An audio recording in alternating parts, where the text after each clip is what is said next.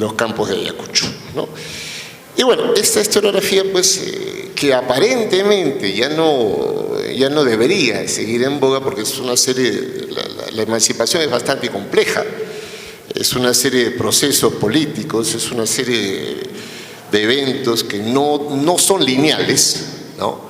Como bien indica el profesor Francisco Quirós Chueca, que es un docente principal en nuestra Universidad de San Marcos, no es un proceso lineal, sino que son varios procesos que tienen idas y venidas, altibajos, porque más eran las razones de las personas que vivían aquí en el Virreinato peruano para no separarse que para separarse de España.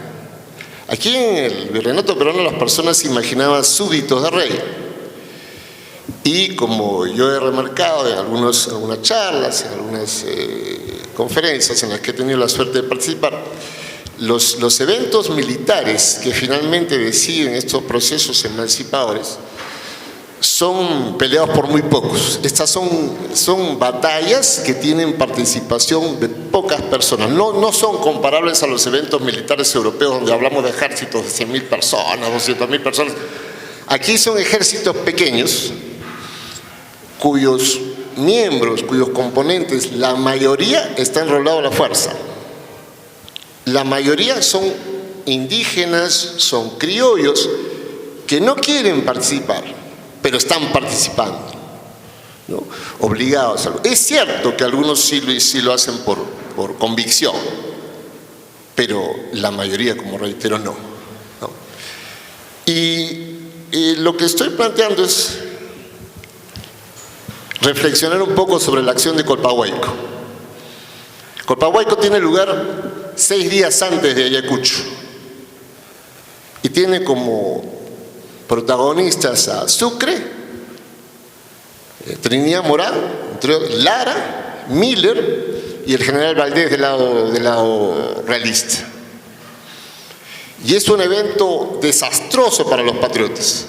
Desastroso porque Sucre comete un error militar, 2 errores militares, de los cuales no se habla porque, bueno, como es la figura de Sucre, hay que enaltecerlo, lo cual está bien, porque la actuación militar de Sucre en Ayacucho es impecable, pero cometió 2 errores militares en Colpahuayco que costaron la vida de 300 personas, que no es poco, porque si yo veo la cantidad de bajas que tiene el Ejército Unido Libertador el 9 de diciembre y las comparo con las que tuvo el 3, son más o menos parecidas.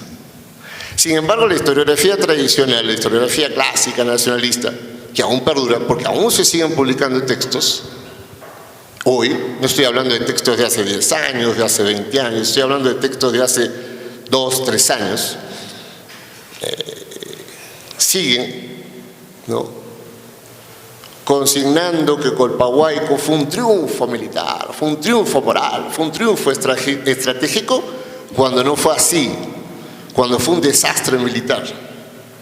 Sabemos poco de Colpahuayco porque es una acción preliminar en la cual pues es revisada muy someramente. Decimos, sí, en Colpahuayco se perdió el parque militar, se perdió uno de los únicos cañones que tenía el Ejército Unido Libertador, pero no sabemos más, no hemos ido más allá. De repente porque estamos muy concentrados en lo que sucedió el 9 de diciembre. Pero es una acción importante, pero no podemos decir, como dice nuevamente esta historiografía, que una es condicionante de la otra, y menos aún podemos decir que lo hecho allí determinó lo que sucedería después en Ayacucho, o al menos es lo que estoy planteando en mi pequeña ponencia.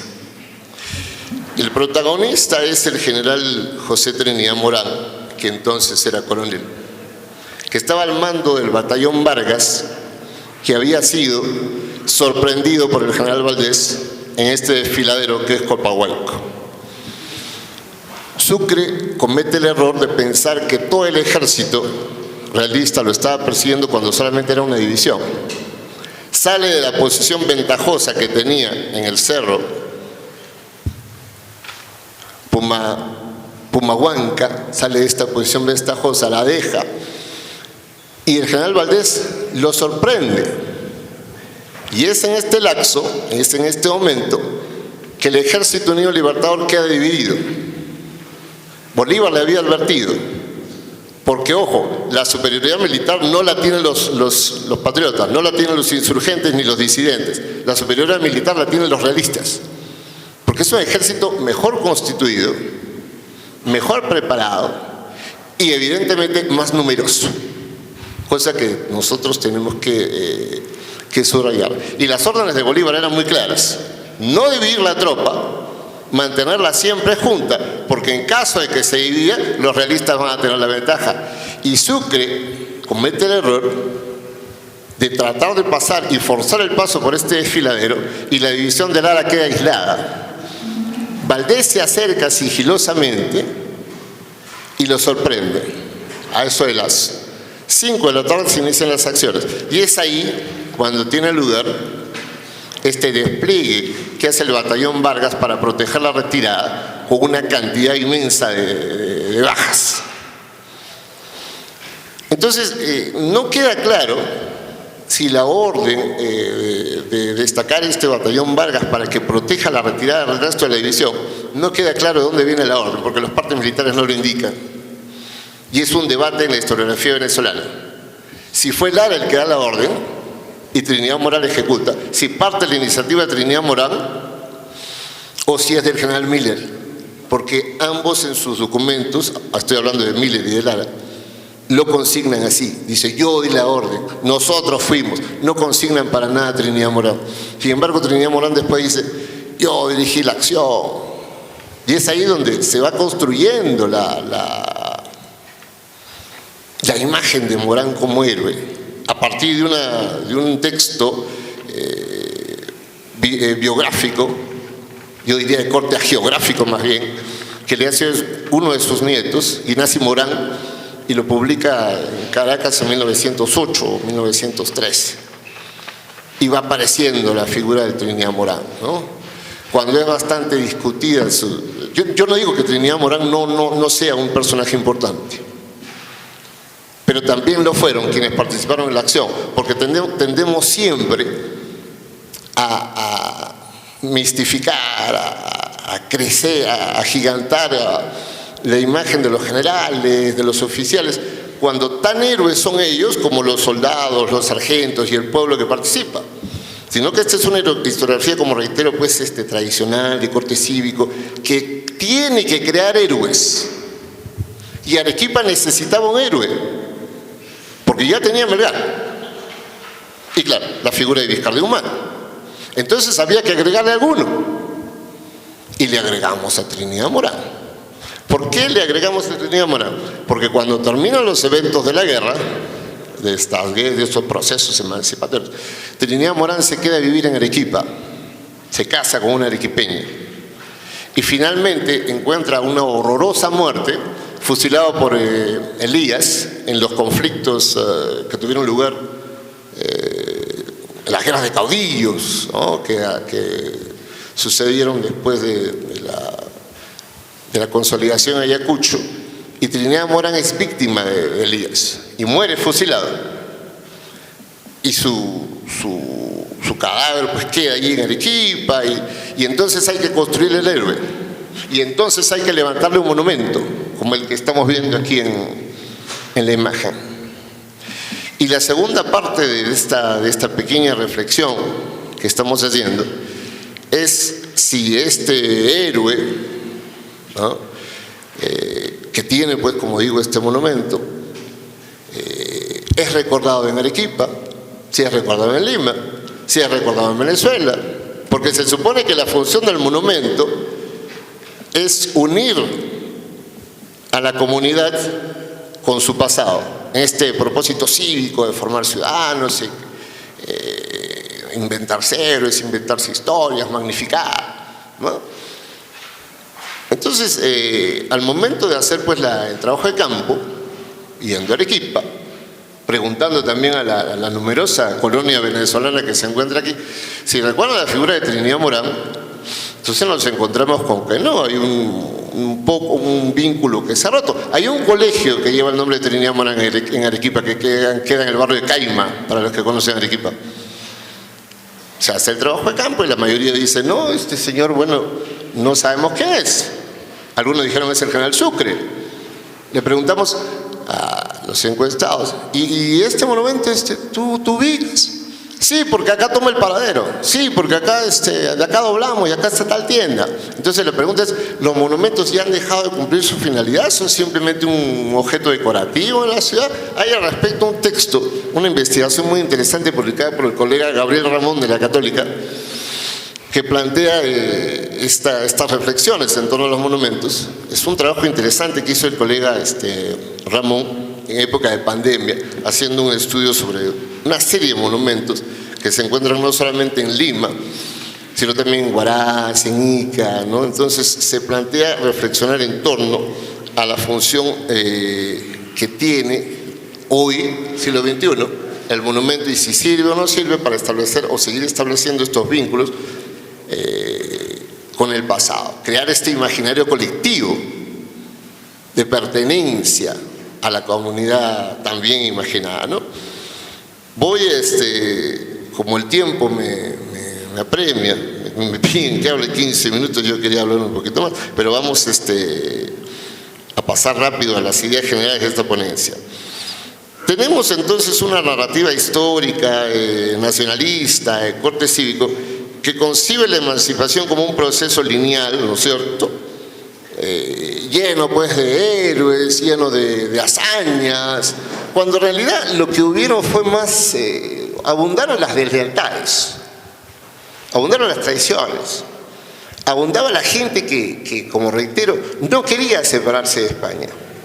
Y esto es algo que no se dice, ¿no? Se sigue repitiendo en los colegios, se sigue repitiendo, pues yo soy profesor de un colegio particular, ¿no? Y procuro pues darle la contra a este discurso tradicional, que siempre, y nos viene en el libro de texto, nos viene un relato donde todo está centrado en Lima y el evento general es en Lima. Entonces procuro darles a mis alumnos una visión más global, una visión más regional, donde se conozca, por ejemplo, los procesos de Lambayeque, donde se conozca, por ejemplo, la figura de los Iturrégui, donde se conozca, por ejemplo, la figura de los seminarios en Piura, los eventos Estel, en Tacna, la proclamación de Otorretán en Trujillo, o sea, porque el discurso está muy centrado en Lima. Entonces, hay que romper un poco, es lo que lamentablemente a veces no vemos, este discurso tradicional, lineal, que sigue presente, ojo. No es que nos hayamos desvinculado, sigue presente y no debería estar. Ya me pasaron el papelito que no me gusta, que es el que dice apúrese, profesor, porque solamente tiene 3 minutos. Ya. Entonces, el general Trinidad Morán, entonces, es uno de esos personajes que había que incorporar a la construcción de héroes arequipeños, porque Arequipa pues necesitaba un héroe, ¿no? Colpahuayco fue una acción militar que indudablemente fue un desastre. No fue una acción exitosa, no fue una acción donde se obtuvo un triunfo estratégico, un triunfo moral, que brilló el genio de Sucre. Al contrario, Sucre, como reitero, cometió un error, y ese error de Sucre cuesta la vida de 300 personas, así como el error que comete Gamarra, porque estoy hablando de historia militar, así como el error que comete Gamarra en la hacienda de Macacona. Es un error militarmente gigantesco que le cuesta la vida a unos 500 soldados. Son cosas que no se dicen, no se explicitan, porque evidentemente hay que construir una historia pues, donde todos sean brillantes generales y brillantes héroes, y no se habla de los errores y no se habla de las negligencias. Trinidad Morán fue sin duda un valeroso oficial, pero como él, hubo también muchísimas personajes subalternos que ofrendaron su vida, ¿no? Y finalmente, siguiendo lo planteado por José de la Cruz en torno a José de la Cruz es un autor que el año 2018 publicó un texto en torno a los monumentos y habla de la generación testigo y la generación memoria para entender qué es lo que está ocurriendo con los monumentos y si los monumentos, como decía hace un rato, cumplen o no cumplen la función de vincular al ciudadano con el pasado, ¿no? A 200 años de los eventos que condujeron a nuestra separación política, es necesario que una gran prudencia vaya dejando atrás este discurso decimonónico, porque es un discurso que está del siglo XIX, nacionalista, cívico, que nos conduce a hablar de salvadores de la patria, porque se dice, ¿no? Trinidad Morán fue el salvador del ejército, porque él con su batallón Lara protegió la retirada, entonces es el salvador y hay que construir la figura de él. Fue así verdaderamente, o sea, Trinidad Morán tuvo una actuación tan brillante porque Sucre no lo consigna en el parte, en el único parte que hace Sucre, de la batalla de Cucho que engloba Colpahuayco, no dice que Trinidad Morán haya tenido una acción brillante. Si tan brillante fue, entonces, ¿por qué no lo puso? No es más una necesidad de construir héroes, ¿no? Se menciona, pues, se mencionó en mi presentación, una publicación que tengo, se llama Tumbando Héroes, y que constituye justamente eso, ¿no? Hasta qué punto esto se... Porque digo yo, y se cerró con esto, hay héroes verdaderos, hay personajes que en verdad pues, fueron brillantes, fueron valerosos, Cáceres, Grau, pero hay otros pues que fueron inventados, hay otros que nos han construido la imagen del héroe, porque esta historiografía decimonónica necesitaba pues personajes, entonces hay que inventarse historias, hay que inventarse héroes, hay que inventarse hechos que no están demostrados. Bueno, cierro con esto y agradezco pues nuevamente a los organizadores del evento y quiero mencionar que he enviado mi ponencia completa a los organizadores si es que alguien la quiere conocer y debatir, y desde luego estoy ya no a contestar las preguntas que tenga a bien proponerme. Muchas gracias. Continuamos con la presentación de César André García Espinosa. Es bachiller en Humanidades, con mención en Historia por la Pontificia Universidad Católica del Perú. Cuenta con ponencias presentadas en diferentes universidades sobre la población afroperuana y la música popular latinoamericana. Actualmente está desarrollando un proyecto de investigación sobre la primera generación de cultores de la cumbia peruana. Sus intereses incluyen la historia social, regional y local, así como el estudio de la música popular, las fiestas y peregrinaciones en el Perú.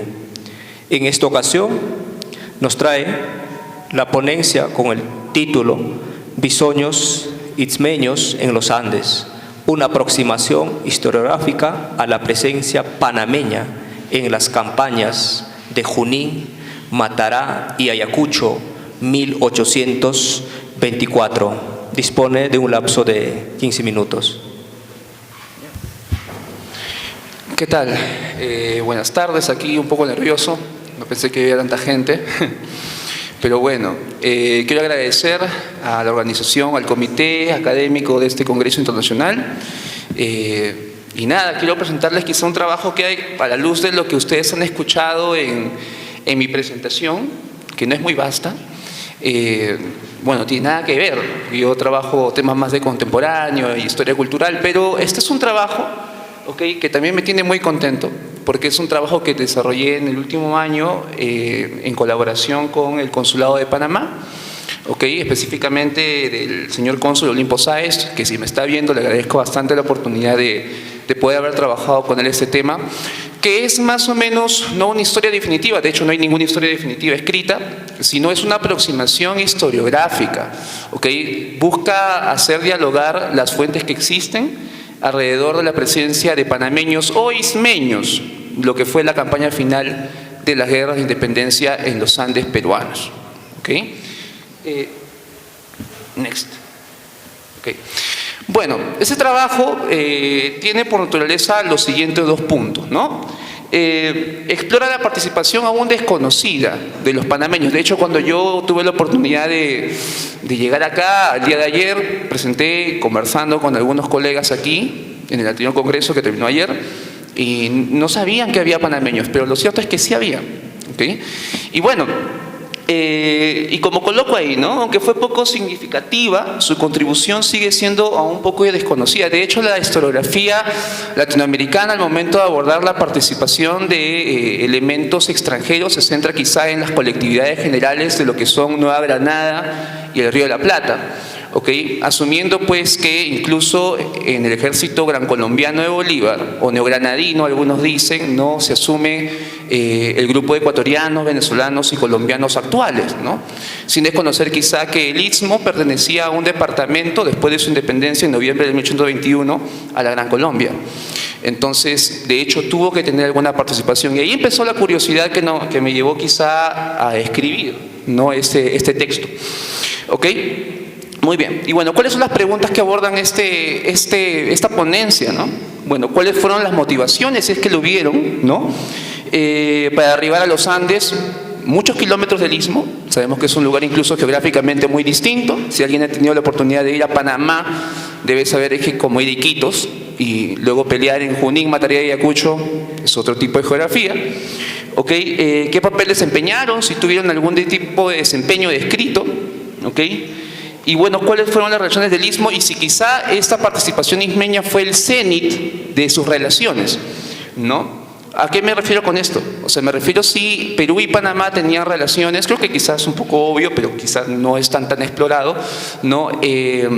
Comerciales, administrativas, que vienen incluso desde los orígenes e inicios de la presencia colonizadora de España en el mundo, el Nuevo Mundo. ¿Ok? Muy bien, siguiente por favor.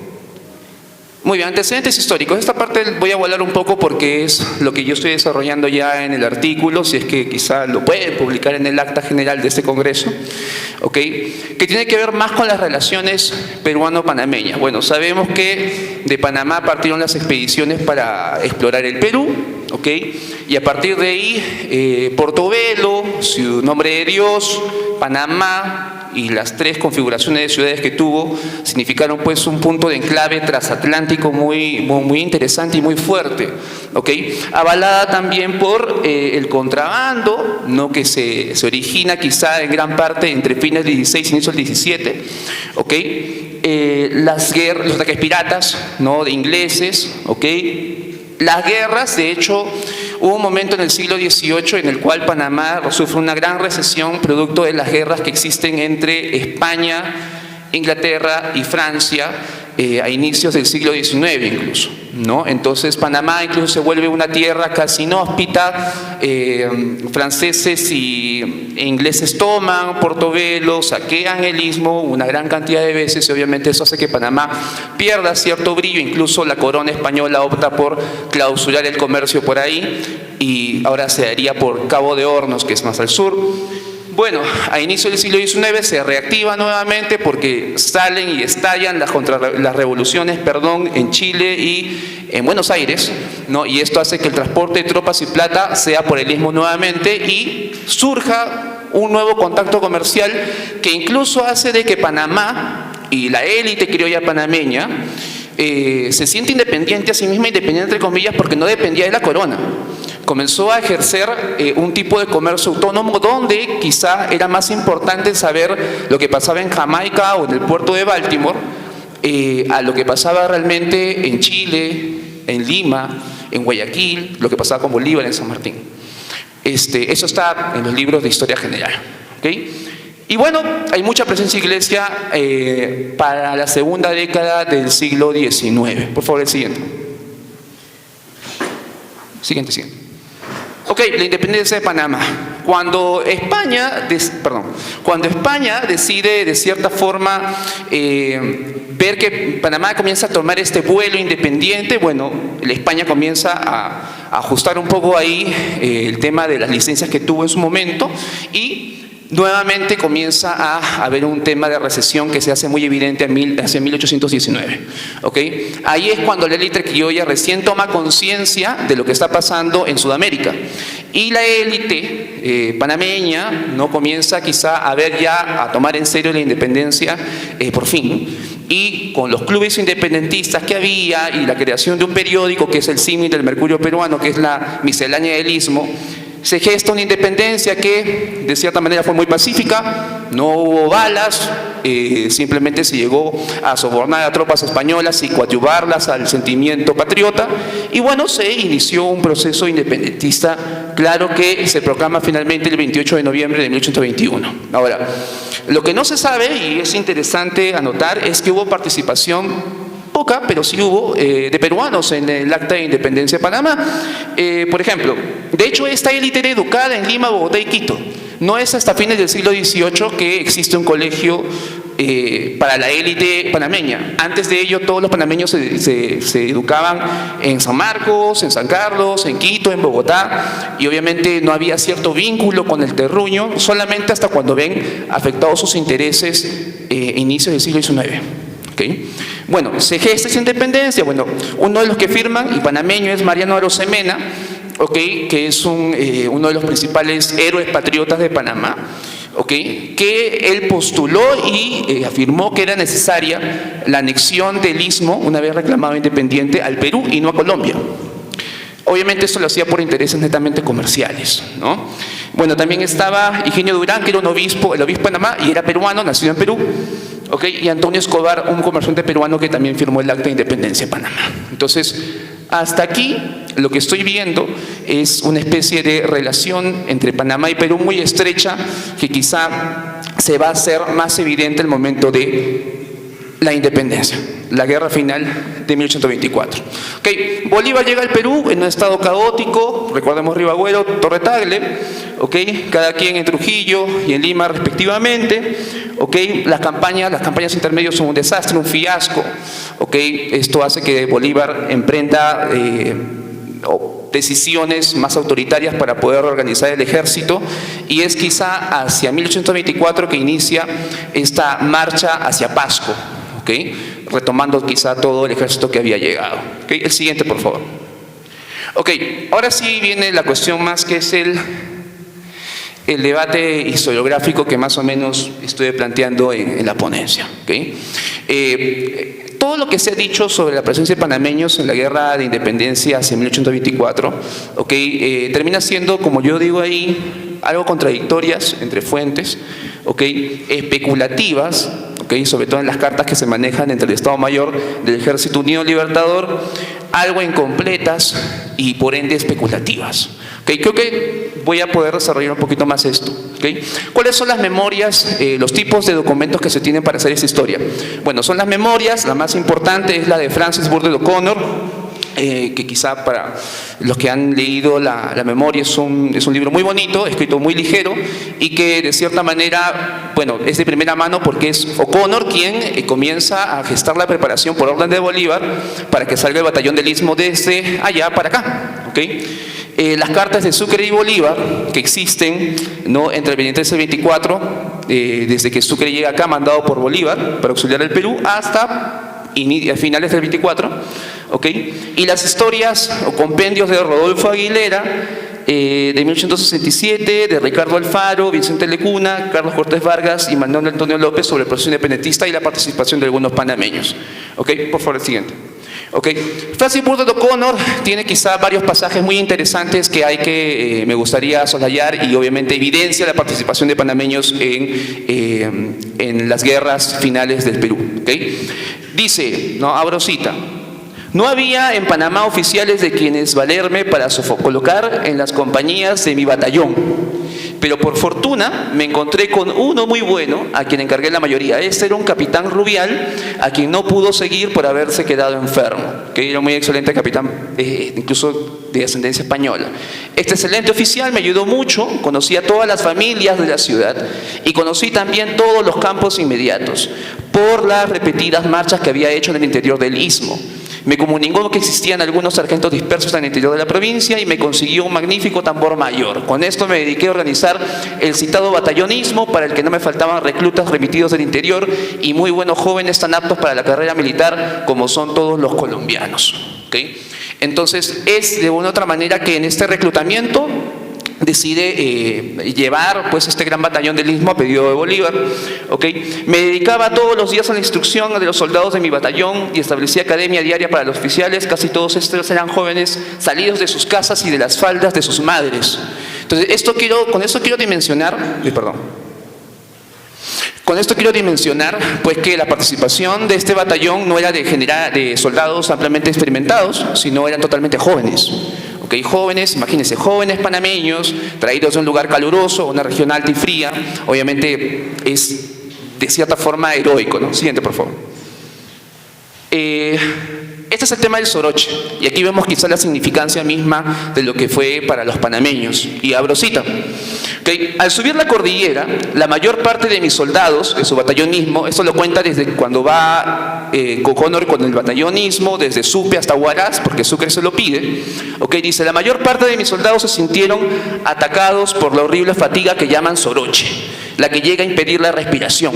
El antídoto contra esta afección es tomar zumo de limón con azúcar, que con buen éxito di a todos los atacados, haciendo a la vez frecuentes descansos en la marcha. Un soldado se puso tan malo que le di mi caballo para que montase en él, y yo mismo llevé su fusil hasta trastornar la cuesta, sin haber sentido yo el soroche o fatiga producida por la gran rarificación de la atmósfera, que solo me hizo sentir una especie de cansancio fuerte. Generalmente los negros y los mulatos son los que se ponen a la muerte con esto, y quiere decir de que había presencia afrodescendiente también en el batallón del Istmo. Entre mis soldados ninguno falleció de este ataque, a pesar de que pasamos muchas cuestas de soroche en la campaña. Ahora, lo que quiero resaltar aquí es que si bien la cuestión misma de ver cuál fue la participación de los panameños en las batallas mismas no son realmente descriptivas, sino referenciales. Y el primero que hace esta referencia es Bardo O'Connor. Cuando habla de una bandera que él mismo fabricó en Panamá y que la clavaron en el Cerro Condorcunca a modo de victoria al final de la campaña de Ayacucho. Siguiente, por favor. Bueno, según un estudioso, acá tengo el libro, que siempre me acompaña, que es de Enrique Castillero, que es un pequeño fascículo. De hecho, lo dio en una conferencia en el 74, en el sesquicentenario. Este es el lugar donde entrenaron los ismeños para ir al Perú. De hecho, su participación es un poco particular. Con esto ya voy cerrando, no se preocupen. ¿Por qué? Porque hay una contradicción en el momento de salida. Por ejemplo, Castillero establece que abordaron para el Callao el 1 de noviembre, cuando O'Connor dice que salen en quincena de octubre. Entonces, es un error de contradicción. También, por ejemplo, hay una parte en la cual Castillero habla de que esta bandera mandada a hacer por O'Connor en Panamá, le hicieron bellas damitas panameñas, cuando eso no dice O'Connor por ningún lado. Entonces, más o menos como intenta exagerar más o menos la participación panameña, ¿no? Y obviamente cuando cita no es tan exacto. Este es Castillero, el cual tiene un par de citas, pero no las voy a decir porque me queda poco tiempo.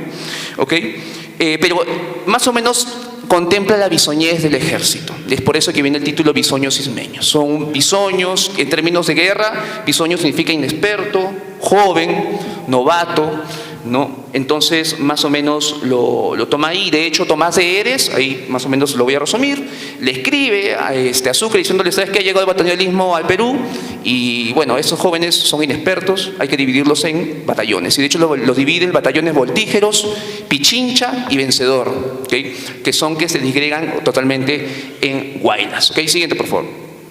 Muy bien. Bueno, las cartas de Bolívar y Sucre también son importantes porque, por ejemplo, Castillero habla de una división de voltígeros, esto cuando está en el Perú, pero lo cierto es que Bolívar ya había antecedido, desde enero del 23 incluso, ¿no?, de que este ejército que se estaba preparando en el Istmo se iba a dividir ya en estas facciones que él ya mismo conocía, ¿no? Incluso también hay una carta de Sucre tomada por Eres, que de alguna u otra manera confirma esta división y la sugerencia misma que le hizo Eres a Sucre. Siguiente, por favor.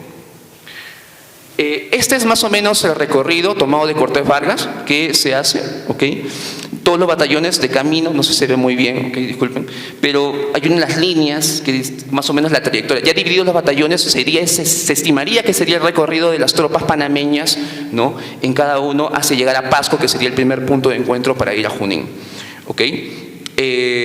Siguiente, por favor. Bueno, estos son los... Y acá quiero hacer una problemática y acá ya voy terminando, no te preocupes. Estos son los héroes principales que la historiografía panameña ha destacado como participantes de Junín, Mataraya y Ayacucho.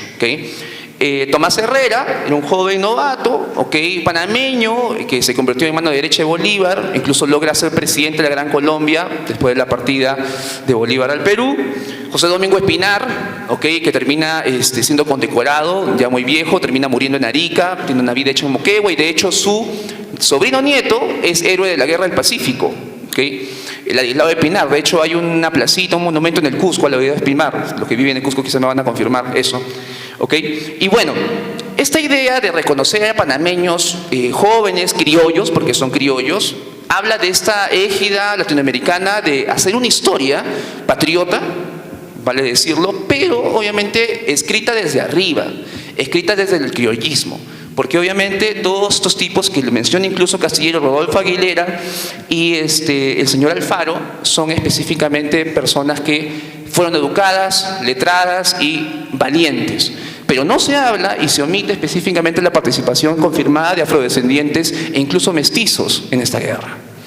Entonces, confirma obviamente en esta idea idílica de hacer una historia de panameños lejos de su tierra, lo cual es válido, pero obviamente se desconoce obviamente la participación de la gran masa popular. De hecho, Cortés Vargas hace una transcripción de la lista de revista del Archivo Nacional de Colombia, pero la hace incompleto porque él solamente agarra y anota las tropas, los tenientes, coroneles, y las tropas no las considera necesarias. ¿Okay? Siguiente, por favor. Conclusiones, y con esto cierro. ¿Okay? Bueno, Panamá y Perú tuvieron siempre una relación constante y considero yo que las campañas de guerra de independencia son el cenit de sus relaciones. ¿Ok? Bueno, las fuentes denotan valentía, pero hay una gran ausencia de las masas que participaron. ¿Ok?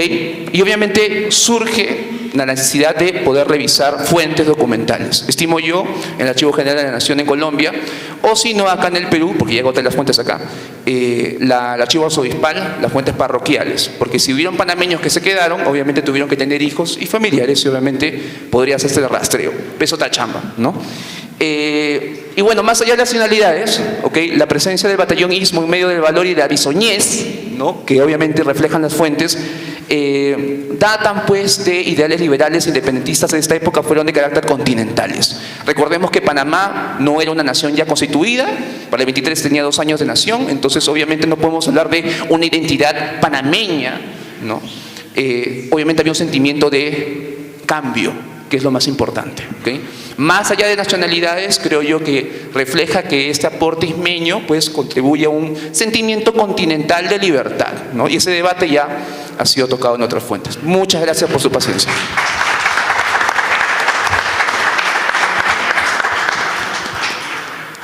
Continuamos, pasamos a la tercera presentación de César Fernando Martínez Carlos. Él es licenciado en Educación, en la especialidad de Ciencias Sociales por la Universidad Nacional Faustino Sánchez Carrión.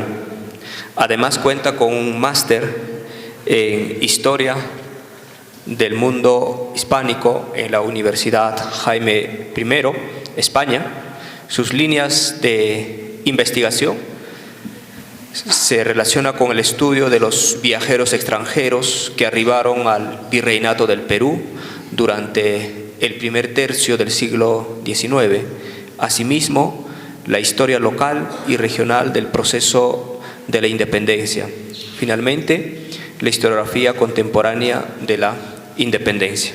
Precisamente en ese punto, en esta ocasión, va a disertar este trabajo titulado Los sectores indígenas durante la independencia del Virreinato del Perú, balance historiográfico contemporáneo.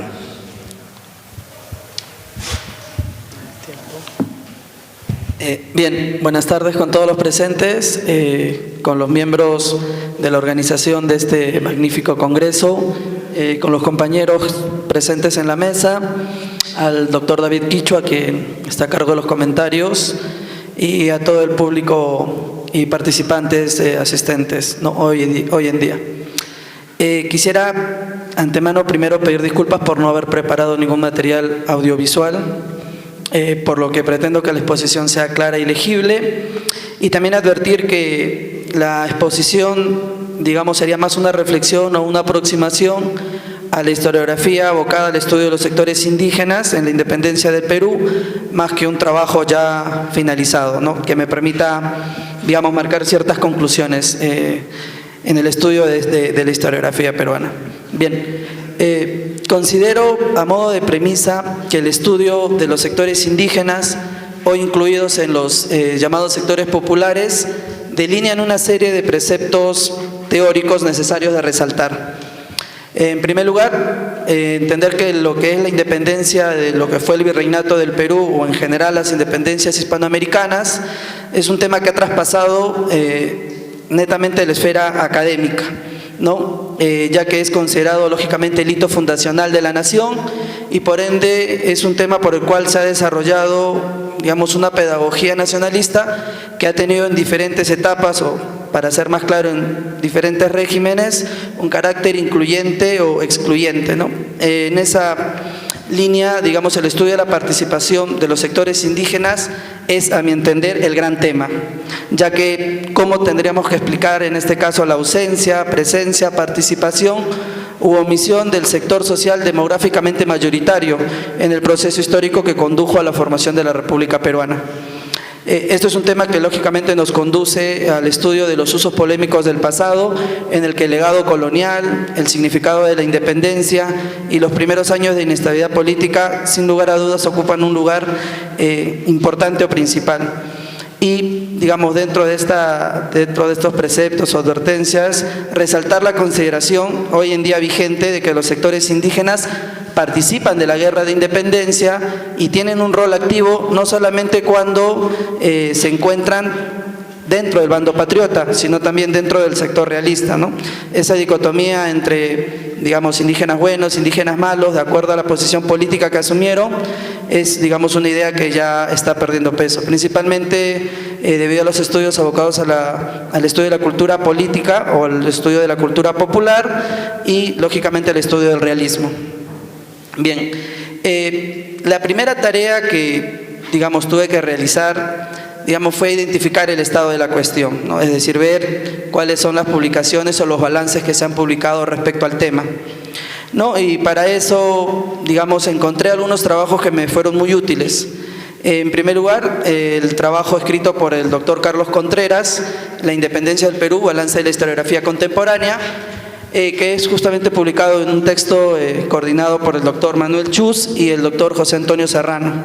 No, ahora, es un texto que, si bien es escrito en la coyuntura de los bicentenarios de la década del 10, digamos, plasma una radiografía por lo menos parcialmente completa de lo que es el desarrollo de la historiografía abocada a la independencia, ¿no? Se considera unánimemente que la historiografía moderna sobre la independencia justamente comienza con la polémica suscitada en la coyuntura del sesquicentenario, por un lado los miembros de la comisión, y teniendo como principal exponente a José Agustín de la Puente Candamo, y por otro lado al ya muy conocido doctor Heraclio Bonilla y Karen Espaldi.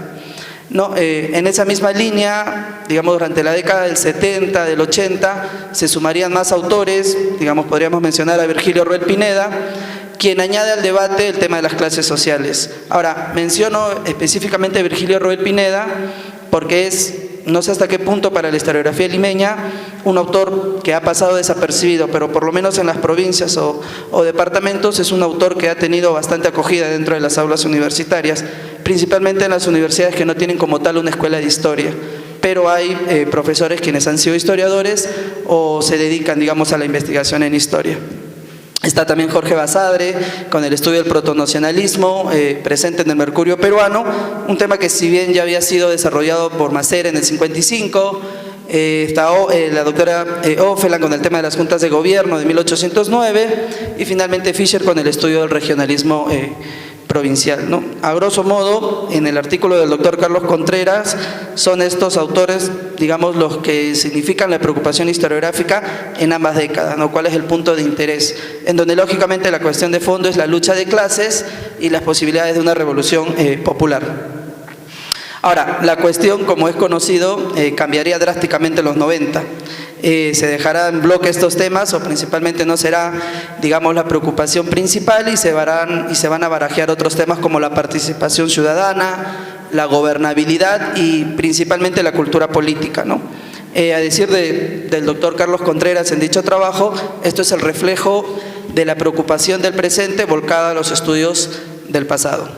Y otro trabajo que, digamos, me sirvió para poder tener un panorama más claro respecto a esta investigación que está en curso es el artículo escrito por el eterno comandante Juan Marchena, que se titula La insurgencia indígena en el proceso de la lucha por la independencia en la región andina, un asunto aún sin ubicar en la agenda del Bicentenario, que es un artículo que todos conocemos, está escrito en el libro El Perú en Revolución, otro libro coordinado por el doctor Manuel Chus, junto con la profesora Claudia Rosas, ¿no? Ahora, este es un trabajo que a mi parecer te invita a reflexionar y pensar cosas o cuestiones que aparentemente están dadas o están dichas, pero que al momento de que uno, digamos, se aproxima a la cantidad de textos publicados no parece tan, digamos, que se haya desarrollado de forma paralela. Yo rescato de este trabajo dos pautas importantes.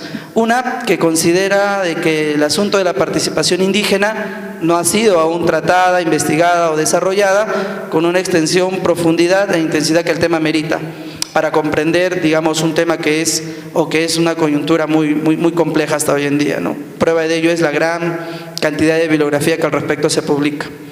Bueno, y en segundo lugar, y creo que es en parte la justificación de la investigación, es entender que sí, en el Perú existe una rica bibliografía respecto al tema, pero no es una bibliografía abundante. Bien, y finalmente el tercer trabajo que, digamos, leí o tuvo elementos que me parecieron muy interesantes, es el publicado por la doctora Silvia Escamilla, El rol de los sectores indígenas en la independencia del Perú, ¿no? Base para una nueva interpretación. Ahora, considero, leyendo este trabajo de la profesora Escamilla, digamos, que dar por sentado unas bases teóricas y conceptuales para una nueva interpretación justamente del estudio, que para mí es uno de los temas más complejos, digamos, es un trabajo de muy largo alcance. Si es que es posible su sistematización, porque hay muchas cuestiones que aún están abiertas, digamos, que aún están a debate, ¿no? Como pautas respecto a la lectura que he tenido de estos tres trabajos para poder marcar algunas directrices, considero de que se tiene que conocer a profundidad la bibliografía sobre el tema, y esto implicaría retroceder o tener como antecedente lo que es la historiografía decimonónica y su proyección al siglo XX. En segundo lugar, entender o tener en claro, digamos, cuáles son las tesis en concreto que hoy en día se manejan para poder comprender las independencias desde un enfoque, digamos, que no tenga una mirada nacional, ¿no?, sino más un enfoque iberoamericano. Y finalmente, digamos, conocer a modo concreto cuáles son los argumentos o los conceptos que cada tesis maneja respecto al tema, la influencia de la Revolución Norteamericana, la influencia de la Revolución Francesa, hoy en día el tema de Haití, digamos, son ideas que tienen un origen en concreto, que intencionalmente o no, en algunos lugares se toman esos conceptos como verdades absolutas, y cuando en realidad en la producción académica actual es algo que ya se está desestimando, y eso es digamos, una realidad un poco difícil, un contraste difícil que se hace entre universidades de provincia con universidades, digamos, limeñas. Y bueno, ¿por qué no decirlo? Claramente un apego a las fuentes principales, ¿no? Bien, por lo que, digamos, el tiempo apremia, voy a tratar de avanzar un poco más.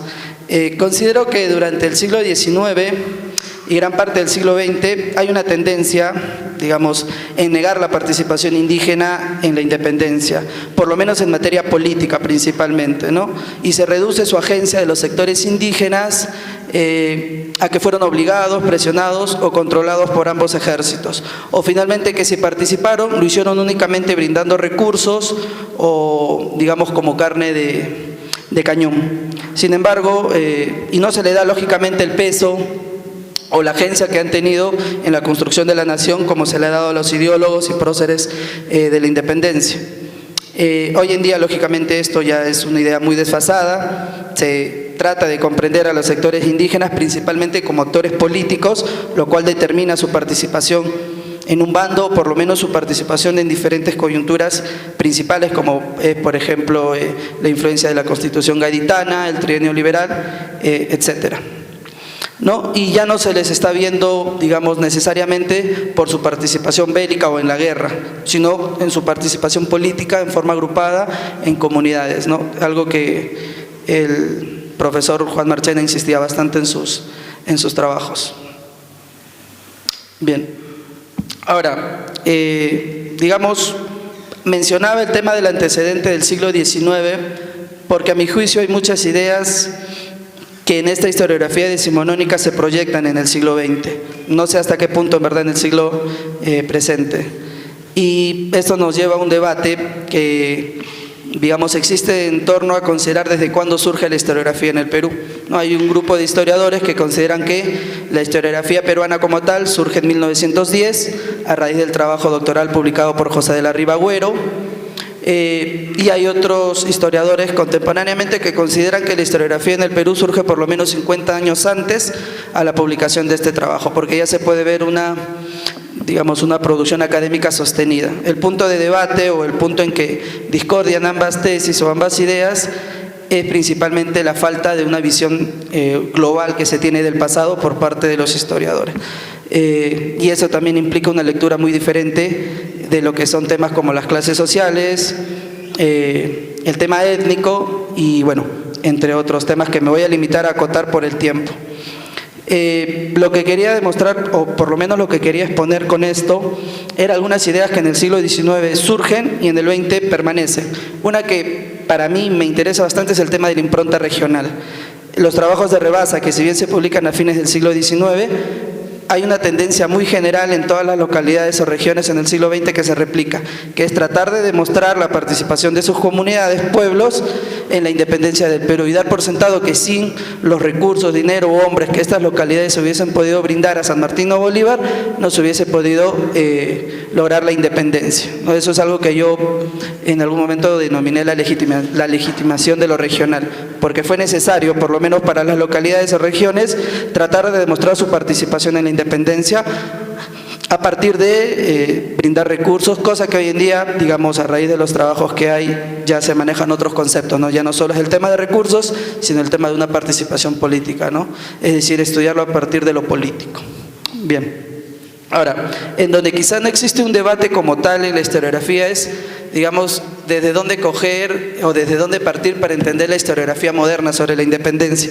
Y como lo mencionó en el trabajo del profesor Contreras, es sin lugar a dudas en la coyuntura del sesquicentenario, porque es a partir de ese momento que se van a añadir nuevos elementos al debate. Pero para la historiografía de los sectores indígenas, que por lo menos es lo que estoy investigando actualmente, digamos, la cuestión inicia algunos años antes. Horacio Villanueva tiene un texto corto, en realidad, llamado Contribución Peruana a nuestra independencia. Es un trabajo regional que muestra, digamos, que los pobladores de distintas localidades participan en la independencia, están presentes durante la etapa de San Martín, durante la etapa de Bolívar, y esto el autor lo demuestra a partir de unos intercambios postales que hay entre San Martín y los jefes de algunas columnas del ejército. Pero sin lugar a dudas el texto más célebre o más conocido para remontarnos a los inicios de esta historiografía es el publicado por Raúl Rivera Serna, ¿no? Los guerrilleros del centro en la emancipación peruana. No es un texto que ya, digamos, de manera concisa menciona epítetos como que los sectores indígenas, las guerrillas, los montoneros que hicieron la independencia tendían un fervor patriota y por ende eran los agentes al momento de poder llegar a construir la República Peruana, ¿no? A partir de este texto muchos trabajos más se van a replicar, digamos, siguiendo el mismo esquema, tratar de demostrar cómo se organizaron militarmente las comunidades en guerrillas y montoneras y cómo a partir de estas acciones se posibilitó, digamos, la independencia. Se ha aplicado para yauyos, por ejemplo, para el lugar de donde yo provengo, que es Huacho, la región de Lima Provincias, hay muchos trabajos en marcha respecto a esto, ¿no? De demostrar que estos pueblos se organizaron militarmente y contribuyeron a la independencia, ¿no? Cosa que no es, como menciono, algo novedoso. Bueno, me voy a saltar algunas cosas. Después de estos trabajos regionales tempranos, paralelamente surge, o por lo menos está el tema de la teoría del mestizaje, ¿no? Que, digamos, son conocidos los conceptos, sus ideas, ¿no? Acá en el Perú, la nación precede al Estado, el Perú, o digamos es la nación, el origen de la emancipación, y etcétera, ¿no? Ahora, acá el indio, a excepción de la figura de Túpac Amaru II, pasa totalmente, no desapercibido, pero no se tiene una percepción clara del papel político que tiene en este proceso, más sí un papel militar. Por lo que estoy llevando acá el tiempo, ya cumplí los 15 minutos y eso sería todo para circunscribirme al tiempo, profesor.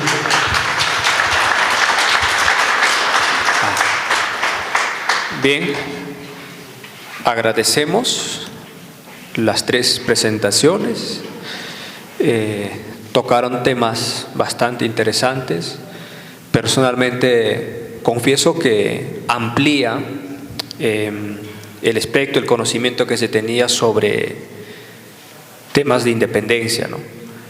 Primero, por ejemplo, el papel de este personaje, José Trinidad, tan importante, ¿no? El trabajo que hace sobre este personaje en Colpabaico, la importancia de Colpabaico y también cómo, ¿no?, la importancia de disponer, de generar héroes ligado a la identidad y la formación de la nación, todo ello. Lo has sustentado bien y más bien para empezar ya con el debate, tengo dos preguntas para Jorge Luis.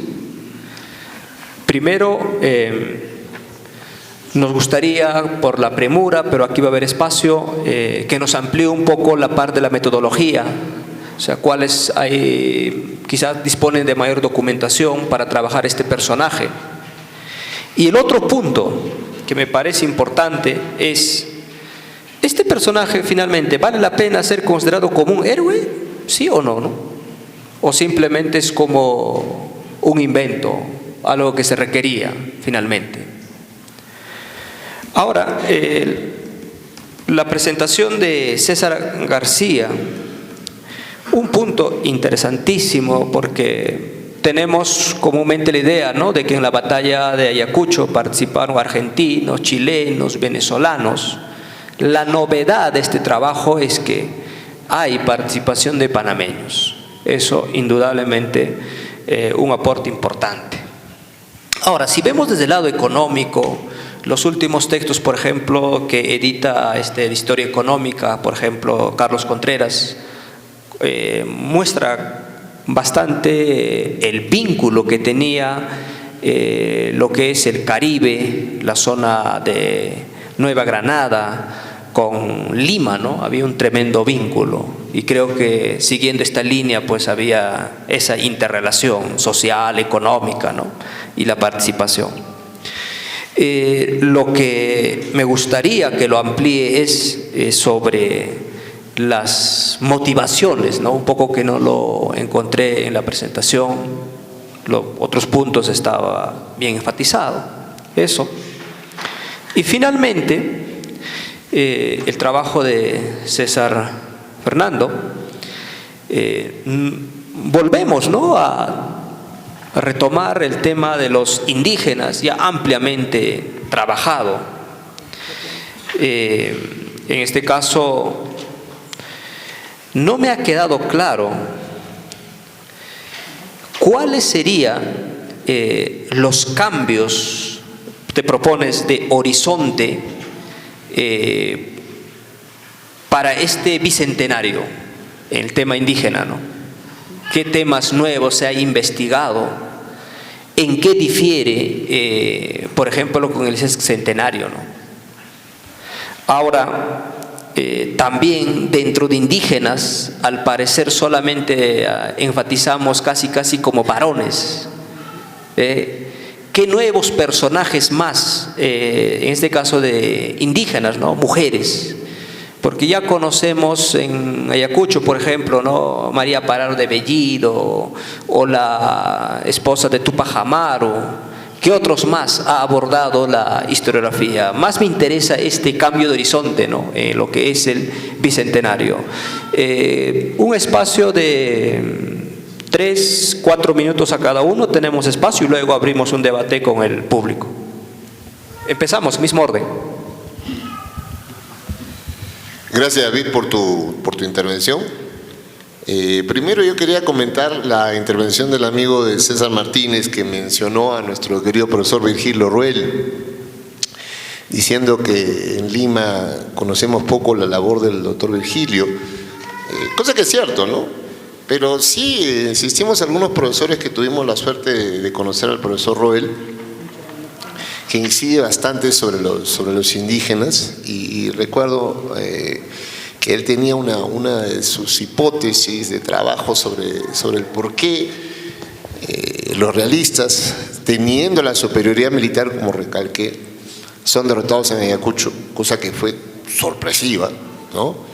Y una de las hipótesis de Virgilio era que muchos de los indígenas que ahí participaron no sentían pues identificación con el bando que defendían, como había algunos que sí, ojo, algunos que sí, pero la mayor parte, decía el doctor Virgilio, no, y bueno, fueron reclutados a la fuerza. Entonces cuando ven que hay un repliegue, chao, se fueron y dejaron ahí a La Serna y a Canterá y a Villalobos. O sea, la derrota militar en Ayacucho fue totalmente sorpresiva, nadie se lo esperaba. Recordar entonces con cariño al profesor Virgilio y decir pues que en Lima sí algunos leemos sus libros y valoramos mucho su legado historiográfico. Y pasando a contestar la pregunta que me hace el amigo David. La primera pregunta, disculpa David, no escuché bien a qué te referías, pero sí escuché la segunda. En la segunda me dices si, adelante de repente para aclarar. No, la primera es pregunta. más la parte metodológica, o sea, hay más fuentes, documentos, ¿qué ha utilizado para ese trabajo, no? Ya. Mira, en cuanto a la parte de las fuentes para la vida de Trinidad Morán son más bien escasas. Él es el que narra en sus propios documentos lo que habría sido su hoja de vida militar, digamos. Y hay un trabajo que mencioné en la exposición que es hecho por uno de sus descendientes, por su nieto, Alfredo Ignacio Morán, que en 1913 publica esta biografía que, como dije, pues más bien es agiográfica, ¿no? Del tipo, pues, el Santo de la Espada, que publica Rolando Rojas en 1939 sobre San Martín. Porque había, pues, esa tendencia, pues, de alzar, de exagerar. Entonces, por ahí va el texto de Ignacio Morán. Y este texto de Ignacio Morán es continuamente repetido. O sea, porque yo veo todas las fuentes que hay sobre Trinidad Morán y la mayor parte de historiadores que hablan sobre él, que no son muchos, son más bien pocos, toman este texto y lo repiten o lo parafrasean a veces sin citarlo. Uno de los textos que hace esta repetición es uno que ha sido publicado recientemente en el año 20 por una universidad particular arequipeña, que es un texto de Maigualida Pérez, que toma otra vez estos textos de Trinidad Morán, estos textos de Guinassi, y la fuente es escasa. Entonces, justamente eso me ayuda a responder tu segunda pregunta, que es si Trinidad Morán es o no. O sea, más allá de que si eso no es, porque yo no cuestiono eso. Si cada quien, siempre digo yo, puede tomarse la construcción del héroe. Si tú te la quieres creer, te la crees, ¿no? Pero más allá de eso, yo lo que postulo es lo siguiente: ¿por qué solamente fijarnos en oficiales? ¿Por qué solamente fijarnos en coroneles, capitanes para arriba? Y no incidir y tomar nuestro discurso y considerar también héroes y personajes protagonistas a los llamados sectores subalternos, a los soldados, a los clases, a los reclutas. Ellos también participaron en el proceso. Entonces a ellos también habría que hacerles un monumento, no solamente a los oficiales, a los destacados. Pero esta historiografía decimonónica tenía pues esa tendencia de fijarse solamente pues en los oficiales, que también evidentemente fueron importantes, ¿no? Pero no hay que dejar de lado a los que también participaron. Entonces, mi respuesta a tu pregunta, si Trinidad Morán es o no es un héroe, yo contestaría que, bueno, si el que quiera tomarlo como héroe, ¿no? Porque también habría que cuestionarse cuál es la definición de héroe, ¿no? O sea, héroe es aquel que es merecedor de un monumento, de una placa, de un discurso. Entonces, ¿por qué no dedicamos también discursos a aquellos sectores subalternos? No pretendo minimizar la figura de Trinidad Morán, porque es un personaje conocido en Venezuela. Incluso en una de las calles principales de Caracas tiene su nombre. Y aquí en Lima, allá en Lima, también en Jesús María hay una avenida importante con su nombre. Tuvo una participación importante. Sí, lo que yo cuestiono es si en Colpahuayco su acción fue tan decisiva como dice la biografía oficial que fue. Eso para mí está en duda. Más bien Sucre, en su parte oficial, dice que Trinidad Morán tuvo acción destacada en Ayacucho y no dice nada sobre el Colpahuayco. Espero que con esto haya contestado la pregunta y agradeciendo nuevamente a los organizadores por haberme invitado. Muchas gracias.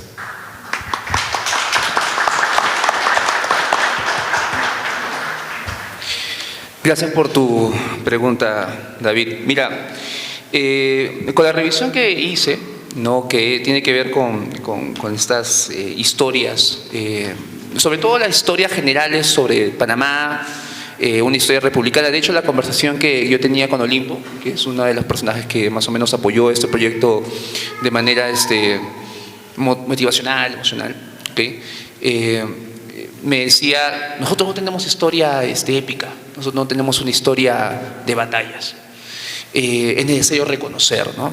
Y él siempre me decía, siguiendo quizá la línea acá del colega Castro, ¿por qué Espinar no tiene un busto? ¿Por qué Tomás Herrera quizá no tiene un busto? ¿No? ¿Por qué eso mismo, ¿no?, la idea de construir una universidad? Y ahora, relacionándolo con tu pregunta, ¿no?, tú me preguntas cuáles son las motivaciones, y eso también busca de cierta manera debatir el tema de la universidad. A la luz de la historiografía, quizá podemos establecer dos cosas, ¿no? Que tanto la historia criolla, de la participación criolla panameña en la independencia, demanda necesariamente gloria y heroicidad. O sea, nos dicen, las fuentes nos cuentan de que realmente sí, pues estos valerosos se entregaron al llamado de Bolívar, ¿no? Decidieron apostar por este llamado de Bolívar. ¿Okay? Directamente no les podría decir quizás si había una intención o un interés subalterno de participación, como quizás sí lo hubo en el ejército de San Martín, por ejemplo, o en el ejército quizá, sobre todo en San Martín, ¿no? Los comerciantes de Valparaíso apoyando la gesta de San Martín acá, etc. Y también quizá la gesta del norte, ¿no?, de Bolívar. Yo creo que indirectamente quizás podría decirse de que un interés subalterno de estos criollos panameños, ¿okay?, mencionados por esta historiografía tradicional panameña o ismeña, ¿no? Yo sugiero, o me parece quizá que es un trabajo también de revisión documental de las correspondencias de estos tipos de personajes, ¿no? Porque, bueno, la historiografía, como te recuerdo, este trabajo es historiográfico, es una cuestión más, no está la cuestión, como se dice, ¿no? Entonces no es una cuestión más certera, hay una cuestión más complementaria que se pretende buscar, ¿no? En este caso, la idea misma de revisar las correspondencias de estos personajes sería importantísimo, ¿no? Ahora, refiriéndonos quizá al populorum que participó las tropas, el gran grueso de tropas, porque, por ejemplo, Cónor, y ahí está también una de las contradicciones, O'Connor dice que tuvo 600 ismeños valerosos que se enrolaron con él hacia el Perú, ¿no? Luego, Vicente Lecuna, que es uno de los estudiosos de Bolívar y publicó muchas cartas de Bolívar, establece que solamente fueron 900. Otro personaje como por ejemplo Carlos Cortés Vargas, por ejemplo, en su historia que hace de la participación de la Gran Colombia, establece que fueron no solamente un batallón, fueron 2 batallones que incluso llegaron en el primer semestre de 1824. Entonces, a raíz de este tipo de participación, en realidad no solo fueron criollos, sino fueron personas afrodescendientes mestizas, ¿no? Creo que se ha invisibilizado el hecho de sus motivaciones y quizá ellos también tuvieron la idea de necesidad de alcanzar la gloria y la heroicidad, la misma que motivó a los españoles al llegar al Nuevo Mundo, ¿no? Si tenemos en cuenta pues, que gran parte de los soldados se hicieron hidalgos por participación, obviamente era buscar la gloria, buscar a ver qué había en el Nuevo Mundo, ¿no? Quizá eran personajes que se encontraban pues en España con una relevancia sociocultural o socioeconómica bastante baja, se enrolaron en la gesta de buscar nuevos recursos al Perú y vinieron, encontraron la gloria y se convirtieron en conquistadores, ¿no? Entonces es lo mismo, quizá estos ismeños afrodescendientes, gran parte de ellos se enrolaron al Perú del llamado de Bolívar, ¿no? Quizá cooptados también por los mismos criollos que eran dueños de tierras, dueños de negocios, y asimismo se decidieron pues enrolar en esta cuestión. Pero más que eso, creo yo, y este es el mensaje que quizá quiero dejar con mi trabajo y con esto cierro, es tanto del populorum y tanto de la élite burguesa, panameña, mercantil, comerciante, enlazada con el Perú tantas veces, ¿okay? Esta gesta motivó a un movimiento trascendental continental, creo yo, ¿no? Que también este mismo distanciamiento social, económico, de participación, tal como acá también dice el colega, el tema de los indígenas, el tema mismo de las mujeres, y la idea mismo de veracidad se debate mismo en esta participación, pues, que trasciende la nacionalidad, ¿no? Y que más que todo debería unirnos, ¿no? Y el ideal mismo de Bolívar, quizá yendo un poquito más allá, ¿no? De decir, bueno, América Unida, ¿no? Su proyecto mismo, ¿no? Y eso, muchas gracias.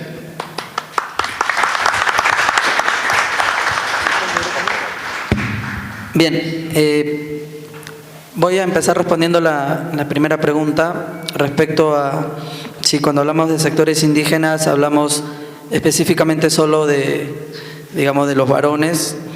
No, en referencia, no, en realidad sectores indígenas lógicamente también incluye a las mujeres que estuvieron al ras de la guerra, a quienes acompañaron a los soldados o cumplieron funciones domésticas dentro de la guerra. Pero sí es un tema que quizá muchas veces pasa desapercibido porque más se le conecta con el estudio del género y el estudio de las mujeres. Si habría que mencionar, digamos, algunos personajes que se ha trabajado, se sigue trabajando. Hay bastantes nombres para el tema de la Gran Rebelión de 1780, Tomás Atita Condemaita, Gregoria Paza, Cecilia Tupac Amaru o Bartolina Sisa. Y para el caso de la independencia, si tendría que mencionar algunos nombres en específico, sería Matías Arrimachi, María Valdizán y más conocida, creo, Brigida Silva, ¿no? Por tener intercambio postal o brindarle información a San Martín. Ahora, algo que mencionaba la doctora Claudia Rosas en muchos trabajos era el tema de que, al igual que los sectores indígenas, las mujeres muchas veces su participación se da de forma anónima. No tienen textos como tales o no se les puede ubicar directamente en las fuentes primarias. Y eso me hace acordar cuando investigaba justamente el tema de viajeros en la memoria de William Bennett Stevenson, cuando él pasa de Chancay a Huacho. Pasa por un lugar que hoy en día, que durante la época republicana era una hacienda que se le conoce como la Huaca. Lo que relata ahí William Bennett Stevenson es que existía una mujer que se le conocía como la niña de la Huaca y era una mujer que montaba a caballo, usaba capa y, digamos, tenía negocios o realizaba comercio, cosas que, o aspectos, digamos, que hoy en día, digamos, para la época, perdón, son temas que principalmente son actividades que se le asigna al varón. Ahora, no he visto ningún trabajo que, digamos, haya rastreado esta referencia que haya dado William Bennett Stevenson, pero así como este caso, en muchas fuentes primarias, digamos, hay informaciones dispersas de este tipo, ¿no? Que no se sabrá si fue cierto o no fue cierto, si se le puede hacer una biografía a este tipo de personajes, ¿no? Que son mujeres. Ahora, respecto a la siguiente pregunta de qué es lo que hoy en día, digamos, o en este bicentenario se está investigando más, digamos, yo tendría que mencionar, y poniéndolo en comparación con el Bicentenario del 21, hay una proliferación y los mismos congresos son un claro ejemplo de que se le está prestando bastante atención a los trabajos de historia regional, por un lado, al estudio de las mujeres y finalmente, claro está, al estudio de los sectores populares. Ahora, si tendría que decir qué enfoques a partir del estudio de estos temas está prevaleciendo, uno es justamente el estudio de lo que podríamos llamar los malos, ¿no? El estudio del realismo, que se denomina realismo popular. El doctor David Quicho es un claro ejemplo, tiene una publicación brillante al respecto para el caso de Ayacucho. Y también está este enfoque de ver una historia más conectada, es decir, una historia en que la independencia del virreinato del Perú, digamos, se conecte con las de diversas partes de Sudamérica y lógicamente con las conexiones que hay pasando el Atlántico, ¿no? Eso sería mi respuesta. Gracias. Aún disponemos de tiempo. Disculpen, he sido bastante riguroso, pero esperamos tener ahora las preguntas del público. ¿Pueden hacerlo directamente, por favor, para que sea específico? Una pregunta generalmente, ¿no? Buenas tardes. Felicitar a los tres ponentes y al estilo de David Quicho voy a ser un poco polémico con el profesor, no sé, Jorge Luis, porque discrepo académicamente lo que he hablado. La construcción de un héroe pienso que no es una necesidad per se. La construcción de un héroe se va dando de acuerdo a los eventos de estudio de la historia. Hay héroes que sí efectivamente pueden ser llamados falsos héroes, pero hay héroes que sí lo son. Y lo otro, porque sí lo son. Y lo otro es que el héroe es un personaje de carne y hueso, no se le puede poner en un lugar panegérico, en un lugar de ensalzamiento, porque ningún héroe lo es. No estamos hablando de una religión. Son personas que tienen sentimientos. Cuando dijo usted, profesor, que hubo bastantes deslealtades, es cierto, pero hubieron también lealtades. Hubieron mucha deserción, pero hubo también mucho alistamiento en ambos bandos. En ambos bandos se vio lo bueno y lo malo. Ayer se habló muy interesantemente de la cohesión de los ejércitos, y ahí se habló mucho de este tipo de problemas que tienen los ejércitos. La ponencia de este grupo de Panamá, por ejemplo, que se alista, no deja de ser complicada, por tanto, la geografía que has mencionado, el soroche que has mencionado. Entonces, volviendo al profesor, yo discrepo un poco en que un héroe no se construye como una idea que armamos todos para construir un héroe. Habló de Grau, es un personaje de carne y hueso, Grau, habló de Cáceres. Y lo último, otra discrepancia, yo creo que sí se está tomando en cuenta últimamente lo que comentó César, se está hablando últimamente ya de sectores de los que no se hablaba antes.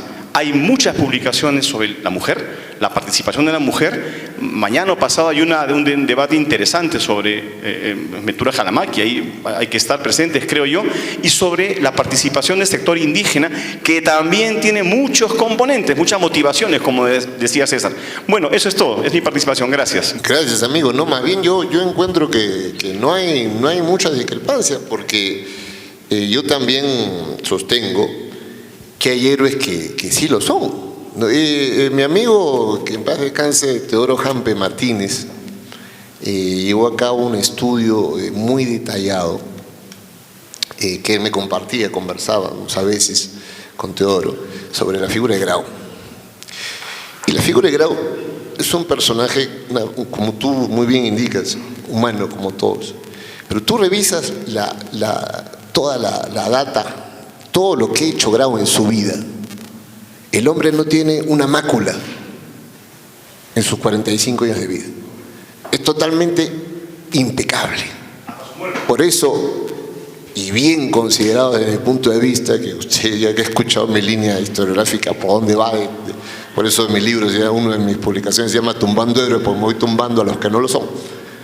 Pero hay héroes que sí, y Grau es uno de ellos, ¿no? Entonces, y Cáceres también, ¿no? Porque hay que distinguir, como mi amigo Hugo Pereira, que es también doctor en historia por San Marcos, tiene una tesis espectacular sobre Cáceres, que es una tesis muy amplia, que yo me tomé la molestia de leer, 950 páginas sobre Cáceres, muy bien trabajado, y lo leí completo porque Hugo es mi amigo y además es un trabajo muy bueno. Y Hugo diría Cáceres en tres etapas de su vida, ¿no es cierto? El Cáceres que va con Castilla, el Cáceres de la guerra y el Cáceres gobernante. Entonces, el Cáceres de la guerra, ese es el Cáceres heroico, el Cáceres que está contra todo y todos. Esos son los verdaderos, ¿no es cierto? No otros. Trinidad Morán, sí, como te digo, es importante, pero yo dudo de algunas cosas de la vida de Trinidad Morán, ¿no es cierto? Entonces, no veo que haya discrepancia, más bien yo coincido con mucho de lo que tú dices, ¿no? Y respecto a lo que mencionabas de lo regional, sí es cierto que hay estudios, importancia de participación de estudios regionales en Lima, pero ¿qué sucede a veces? Y yo hago también estudios regionales sobre la independencia de Lambayeque, por ejemplo. Tengo algún estudio, algún trabajo. Yo a veces converso con colegas, ¿no es cierto? Y me dice, sí, pero tú haces historia regional y le das mucha importancia a la gente de Trujillo y le das mucha importancia a la gente de tal y te vas a Puno. O sea, sí es cierto que hay avances. Pero también es cierto que a veces hay colegas pues, que no les gusta mucho esto, porque dicen, no, pero es que ustedes, y me agrupan a mí, ustedes, los regionales, sí, pues digo, yo considero que es importante, o sea, hay una discrepancia con un sector que pues no le gusta mucho, o sea, pero estamos en eso, ¿no? Justamente eso es lo que te mencionaba que es una de las luchas, ¿no? Que yo procuro hacerla en el colegio en el cual pues me encuentro. Porque veo que hay un discurso que seguimos con un discurso muy centralista. Y lo encontramos en el discurso que dio el ministro Adrián Sen, no sé si se tomaron la molestia de escucharlo, para el Bicentenario de Junín. Y el discurso que da Briceño, a mi modesto punto de vista, fue mejor que el de Adrián Sen, porque Adrián Sen arrancó diciendo, sí, Cela, los Angulo, y dije, qué bien. Pero luego dijo, no, pero es que estos fueron los que prepararon el camino. O sea, otra vez el discurso antiguo de próceres y precursores, que los de provincia preparan el camino para el gran evento limeño. Ya, nuevamente lo mismo. Y ese discurso, pues, que ya para mí, pues, no tiene, pues, mucha razón de ser. Pero es el discurso oficial y es el discurso que encontramos en los libros de texto que nos llegan y en los cuales tenemos que trabajar. En mi libro de texto de colegio, que yo no utilizo mucho, tengo que Cela son 5 líneas, los Angulos son 11 líneas, San Martín y Bolívar son 3 páginas. San Martín tiene 3 páginas, Bolívar tiene 3 páginas. Y en mi modesta óptica, los Angulos deberían tener muchas más páginas. Y los niños en la independencia también deberían disfrazarse de José Angulo. No hay ningún niño que quiera ser José Angulo, porque no lo conocen. No hay ningún niño que quiera ser Mateo Pumacao, porque dicen, no, es un cholo, yo no me disfrazo de eso. Pero sí me disfrazo de Bolívar, sí me disfrazo de San Martín. De ellos sí, pero de Cela no, porque no, ¿quién será Cela? No lo conozco. ¿Quién será Pallardelli? No lo conozco. Entonces, si los Angulos hubieran triunfado, no, la capital sería el Cusco, hablaríamos quechua, la bandera fuera distinta. Entonces, no conocemos a los Angulos, no conocemos a los Cela, no conocemos a Crespo y Castillo, seguimos con el discurso de San Martín, Bolívar, y el libro de texto de colegio lo pone así, pues, y entonces así se enseña y no se conoce. Me parece que con esto estaríamos satisfechos con lo que podemos comentar. Muchas gracias.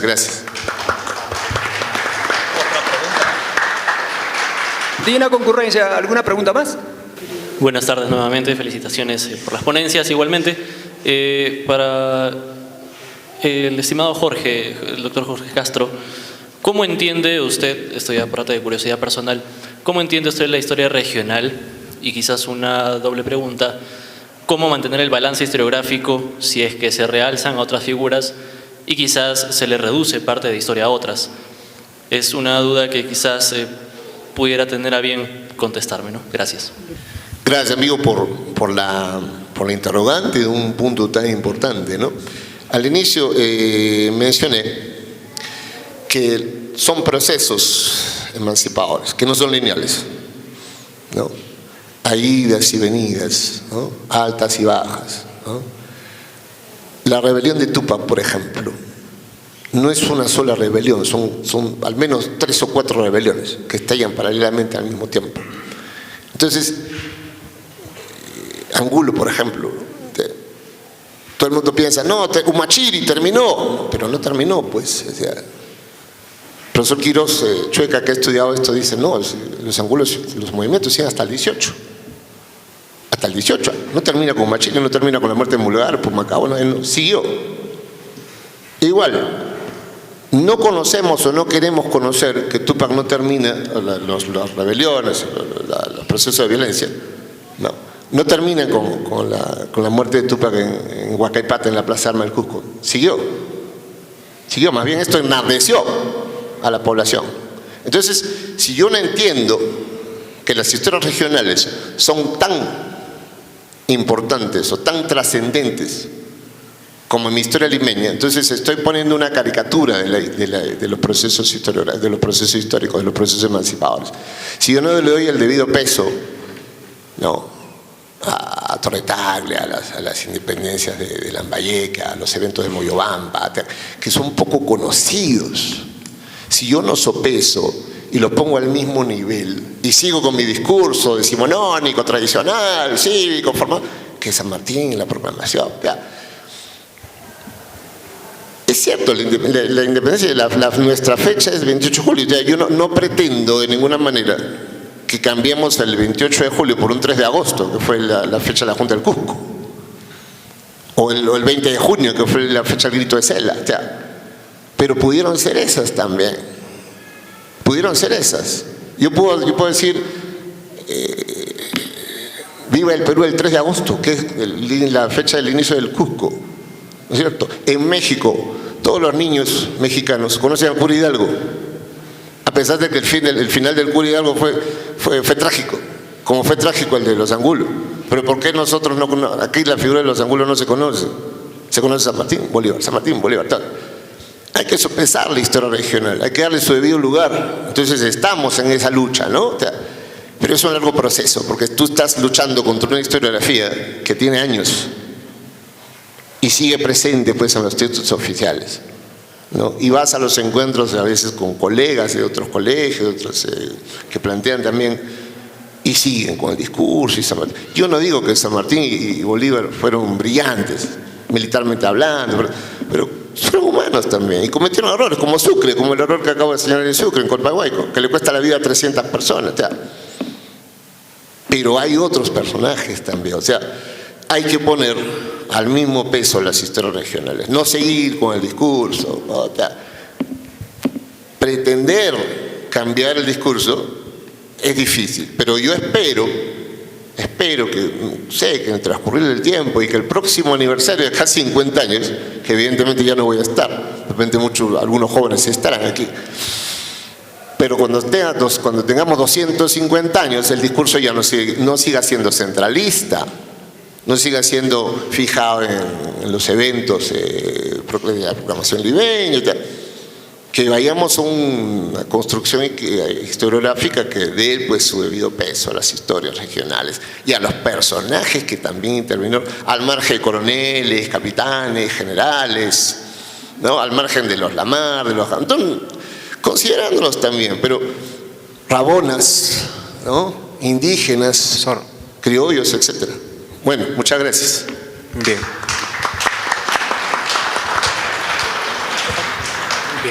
¿Alguna otra pregunta más? Primeramente, buenas tardes con todos y felicitaciones por las grandes exponencias que nuestros docentes, visitantes de diversas universidades vinieron aquí justamente a exponer sobre los temas de las independencias americanas. Más que una pregunta es como dar un prefacio, un argumento pequeño, pero a la vez altamente calificativo de lo que estamos hablando aquí. Habían mencionado acerca de los héroes que no existen o de personajes que no necesariamente tienen que ser de carne y hueso, pero que sí pueden representar una imagen colectiva muy grande para que un grupo de personas determinadas lleguen a participar en una revolución, entre comillas. Hay muchos autores, como es el caso de Benedict Anderson, o más, que hablan acerca de los héroes de mil caras, por ejemplo, o de las comunidades imaginarias que mencionan que no necesariamente tiene que existir algo en carne y hueso para representar una imagen para que los demás puedan levantarse. Por ejemplo, si nosotros tocamos un tema actual y a la vez muy cercano a los que estamos viviendo en esta ciudad, era antes llamado la Pampa de Quinua o la Batalla de la Pampa de Quinua, pero ahora se llama la Batalla de la Pampa de Ayacucho. Ahora, estos dos nombres y estos dos conceptos lo podemos atribuir que si es necesario un cambio, o como dijo el maestro aquí presente, quizás de acá a unos 50 años el cambio sea más perspectivo, más suspicaz, pero que sigue teniendo el mismo concepto. Así que a medida que pasen los tiempos, quizás nosotros ya veamos que alguna vez hubieron grandes exponentes de la independencia o próceres de las independencias como las corrientes libertadoras del norte y del sur, que antes dijeron que no existían, ahora dicen que existen. Así que, bueno, aprovechando también que me acaban de dar la palabra, la pregunta es, los que participaron alguna vez, por ejemplo, de la batalla de la Pampa de Ayacucho, ustedes que han hecho investigaciones acerca del tema, ¿consideran que esos próceres de la independencia o los que han participado en la independencia han existido de verdad? ¿O es necesario haber encontrado una prueba suspicaz para afirmar que han existido? ¿O solamente son textos o son escrituras para afirmar lo siguiente? Disculpe, la temática de hoy es historiografía. Creo que ya sale mucho de la temática y no sé si podrán contestarlo.